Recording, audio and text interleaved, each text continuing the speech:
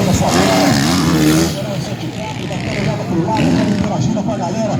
Já joga na parabólica, já passa por meio. Aumentou em 2 segundos a diferença de 4 foi para 6.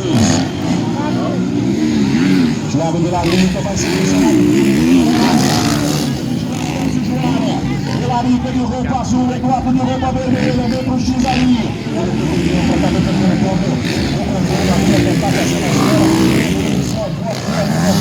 O Vilarinho conseguiu ser mais rápido.